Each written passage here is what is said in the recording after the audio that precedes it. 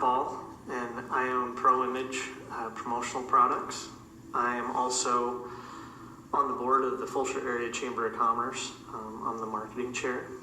I moved to Houston about 9 years ago. My life was just in a rut, and I was doing the same old things. My best friend Josh lived in Houston, and coming to visit, I just enjoyed the city. There were lots of things to do. Both him and I came from a small town and didn't have a lot of the things that Houston has to offer. Well, one time on one visit to Houston, my life was changed. My world was rocked. Josh and I wanted to go see a UFC fight, and it's a pay-per-view only event, and so we went to a bar and had to get there kind of early in the day to reserve a table and things like that. And as the day wore on, the bar just got crowded, and it ended up being standing room only. I just started getting dizzy and felt like I needed to pass out. I tried to tough it out. I didn't really know what was going on, and ended up having to ask Josh if I could come back and pick him and his cousin up. It was crazy. I got back to his house and was just full-blown panic mode. It was real scary. I got to a point where I almost called 911, but as a kid in my mid-20s, that wasn't going to happen. I was going to tough it out. Picked up Josh and his cousin Doug about 12 o'clock that night, and got home and just wasn't feeling any better. And I toughed it out, fell asleep about 4 o'clock in the morning, and we ended up waking up at 6 o'clock in the morning the next morning to go to the Texans game. Well, the Texans game, I still felt really weird, but it wasn't anywhere near as bad as the night before. But when I got back to Albuquerque, months went by, and I didn't think much of what had happened in Houston. It didn't ever come back.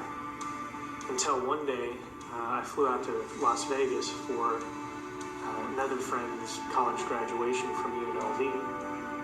And the day of his graduation, we were sitting at the basketball arena in exact capacity. And that feeling just crept up on me again. Started getting dizzy and really just was panicked.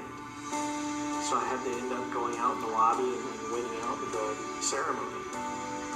Well, my other friend Eric was in town for the graduation also, and came out to check on me and asked me what was going on. And I told him the story of Houston and told him what I was feeling, and he was like, "Dude, you're having anxiety attacks." He said for the past couple of months that he had been having, and he went to the doctor for him. When I got back to Albuquerque, I ended up going to the doctor because the attacks started happening more frequently. The doctor ended up diagnosing me with social anxiety. He gave me Valium for it. I didn't understand what was going on. I was always an outgoing person. Loved life, loved people. Coached soccer for 7 years and always had to be in front of parents and teaching kids, teaching clinics and things like that. So I really didn't understand what was going on. The Valium definitely helped when I started to have an attack, but I felt like it was a crutch, and I just didn't accept it as part of my life.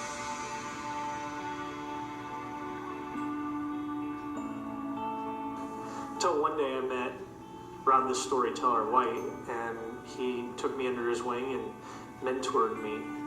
He told me about the power of story when I told him that I got these anxiety attacks. And I thought to myself, they'll probably help me with my public speaking, but I have social anxiety. It's not going to help me out. I couldn't believe that I had just accepted that I had social anxiety. I accepted it as a way of life, and it's just not me. So I ended up going to the Power of Story. I was really skeptical about it. it ended up changing my life. The Power of Story it's a workshop that helps you develop your story. Every one of us has a story, and when we get into situations where we have to give a presentation or we have to stand up on stage, if we're trying to script something, it doesn't come natural. But when you're telling a story, it's your story. And Rod the Storyteller White just really helps develop and bring that story out. And it builds confidence. It helps you think about things, and your story can have 10, 15 different meanings. You can use it in multiple circumstances. You can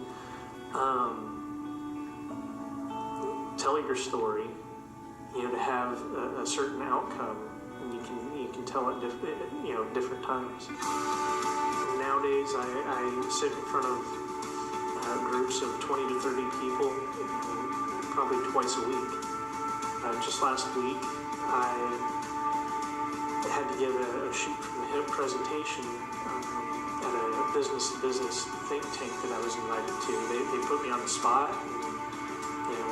I was able to give a 15-minute presentation that was unplanned, all about the uses of promotional products in marketing, and what the effectiveness of those promotional products are. It taught me how to be an asset to my customers, and not just somebody taking an order or somebody selling a product. So I can tell you beyond a shadow of a doubt that the Power of Story has changed my life.